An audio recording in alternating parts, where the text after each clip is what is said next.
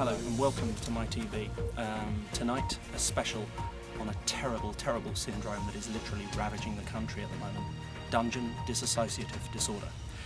For those of you who don't know, this is a brain-wrecking condition where former Dungeons and Dragons players start to believe that they are actually their in-game characters. Well, I've come here to the Morose Centre for Dungeon Dissociative Disorder in the heart of Bedfordshire, in the heart of lovely Bedfordshire, to talk to some of these people and see how the therapies are coming along. So I'm going to take you on a wonderful journey into the minds of these poor, poor people who've played the Dungeons and Dragons game for slightly too long. First up, I talked to Harold J. Bryant, a young man who had his whole life ahead of him, studying to become a physicist, and got overtaken by his D&D character, Three Fingers the Thief. Now, I understand from the family that Mr. Bryan was a very, very promising student at school, never really paid attention to his studies, had a few problems, the same as any kids do. But Mr. Bryan. Now, Mr. Bryan, this is Harold Bryan, the gentleman I was telling you about. Now, it started off, you had a perfectly ordinary life, an ordinary family? Yes. Until you started playing this Dungeons and Dragons board game. It's like a board game, isn't it? And you started to believe that you were your character. A thief never reveals its secrets. A thief never reveals his secret. Now that would indicate, Mr. Bryan, that you actually still believe that you are this character now. Has the rehabilitation here helped you at all? Yes.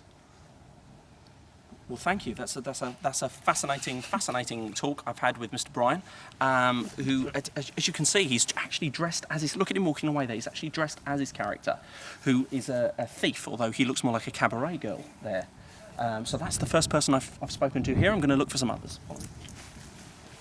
Next up, I'm speaking to Martin Jenkins. Now, Martin Jenkins was going to be a high school basketball star until he started playing the Dungeons and Dragons game and was overtaken by his character Garibaldi the Rabbit Slayer, which I understand is is it like a barbarian? I understand. Yeah. And now have you found the therapy has helped you at all get out of this character, pull this character out of yourself? Pull what out of what? Have you found the institution has helped you to pull your character out of yourself and return to who you really are? That's a complicated question. Okay. And I'm unsure how to first approach it. Okay. Well, no. It's very intelligent for a barbarian. No, not at all. It hasn't helped you at all. But the rabbit was nice. Can I feel the rabbit? Absolutely not. Get off. Very aggressive tendencies. A lot of that was in you actually attacked a man in a supermarket, I understand, and caused grievous bodily harm. Chicken. With a frozen chicken. And do you feel now that consumed 2/3 of it? Anally, of course. That's incredibly aggressive. Do you feel that you would ever do something like that again? Absolutely. We're going to have to cut this interview short. Thank you very much. Right, now we come to what for me is the most disturbing part of the day. I'm standing here with James Voltaire. Now, James Voltaire became famous a few years ago because he designed a new type of helicopter that goes under the water.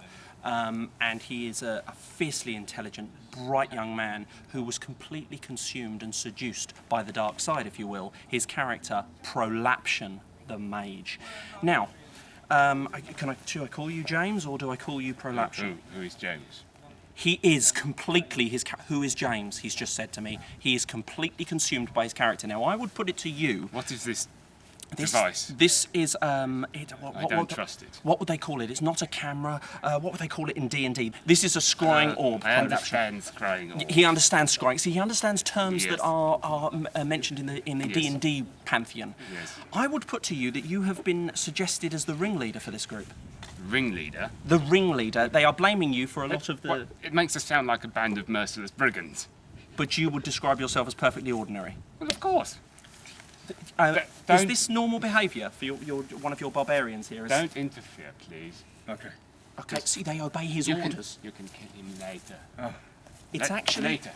It's actually... You've got nothing worth stealing. It's quite disturbing to be around these people who obviously fully believe they are their... No, they're quite safe. They're quite safe. Yes, and I just have your word for that. Yes, they're quite safe. And you yourself, would you describe yourself as safe? Of course. Yes, it's an incredibly intimidating experience to be among Has he been going through my pockets? Has he gone through my... It's a bit... As long as he gives me 50% of the proceeds, no, he hasn't. He's carrying a sword that actually feels like it could do some damage. I mean, if he was to accidentally strike me... Not as much damage as my wand. What is this? Don't touch the wand. Can you do something with this? Is this dangerous? That's Hag's finger. It is my wand of power. It is his wand of power. Now he's trying to rob from the cameraman. Please, could you come away from the cameraman? You see how disturbed these people are? It's Hag's finger. This institution needs your support. You need to pledge your money for this place because I can tell you they're doing wonderful. We're fine. We don't need any help. We are fine. Let me show you some of these... Who's watching? These are the scryers, the elemental scryers of Are they powerful? They are powerful. They are even more powerful than you, Prolaction. More powerful What's than happened me? here? One of them's hit another No, one he here. fell on my sword. We're going to cut to a scene now showing you some of these people's recreational activities that are supposed to rehabilitate them into society. Look what's happened to this man. Look at the state of him. Hello? Ow.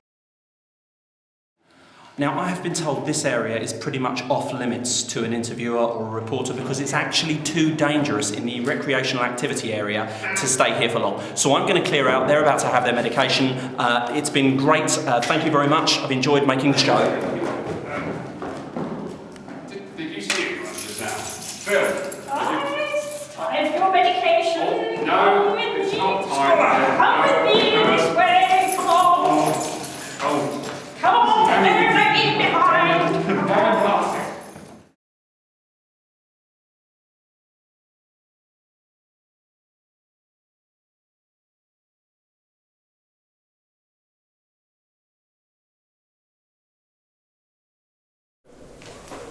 What are we doing? I challenge you to a game of noughts and crosses. To the death! Well, if you insist. Okay. I'm going first. Alright, you can go first because you have the sword. Yeah. Typical idiot barbarian move. I'll do it to middle, and then I will win. My technique's like playing a complete simpleton.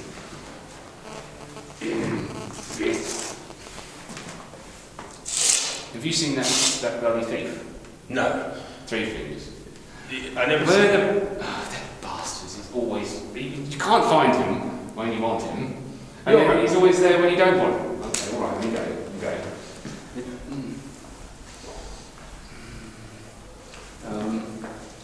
That looks pretty good. Oh, no, hang on. I can go here, this is a clever move. Yes. Winner! No, I cannot possibly have lost to a barbarian. That's preposterous. You are a dirty, bloody heathen, and there's no way that you could beat me in noughts and crosses. I'll give you friggin' even. All right, don't get angry. Don't get no, someone do that. Do that. Okay, don't forsake me now, do that. Okay, I haven't got a lot of time. Need to do that. So, oh, okay. Lightning! Ah!